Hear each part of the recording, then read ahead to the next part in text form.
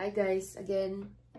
So I just want to confirm na merong LMIA na supported na ano siya, may PR. Supported siya with PR. Na kung halimbawa, say for example, yung ito, tiers.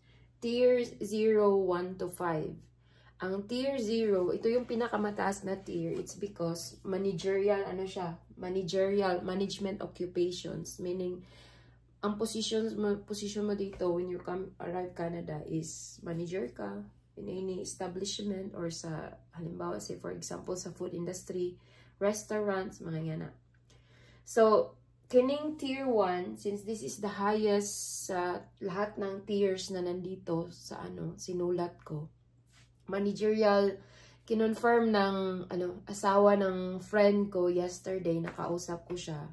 Tinanong ko siya, it's because nung nag-arrive siya dito sa Canada from Japan siya nagpuntang Canada after 1 year na andito siya. 2 years ang kontrata niya, but after a year he did process his PR. So PR na siya ngayon, and then after 2 years he's done with his contract na anong tawag nito, na add na niya ang wife niya. So andito na sila ngayon sa Red Deer, Canada. So yun po, nag-confirm siya kahapon na tier 1 daw siya. Tier 1 siya. Tier 0. So ito, supported, which is supported siya with PR. Kaya merong mga tiers dito. Halimbawa ito, mga tier, mga FSW, mga Federal Skilled Workers. Kasi mga to sila mga professional occupations, bachelor's degree, mga doctorate, mga masters. Yun yung mga tinapos sa any nationalities kung saan man sila nanggaling. But ito yung mga holders na ito. But itong tier 2, university graduate ang requirements ng occupation. So, isang occupation, university grad. Tier 3, college diploma or 2 years graduate. Siguro dito na matatapat yung mga caregivers dito na supported din ng yung sa new pathway na HCCP at HSW, supported to siya ng PR. It's because 6 months, gaya ko, after 6 months, I can process my PR already. So, pagdating mo ng Canada, magbilang inside Canada or outside Canada, you gain experience. Pwede kasi siya sa outside pwede din siya sa inside.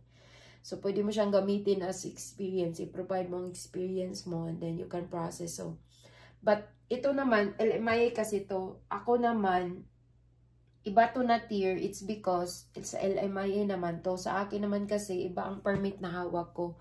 Kasi ang hawak ko is open restricted, open work permit. So, ibig sabihin sa caregiver pathway, yun yung kasama siya talaga na may PR. After mag-gain mo ang experience, 12 months before yun Nung nag-apply pa kami, it was 12 months. But then, when we arrived Canada, there's some changes. May public policy ang IRCC na kung 6 months ka na.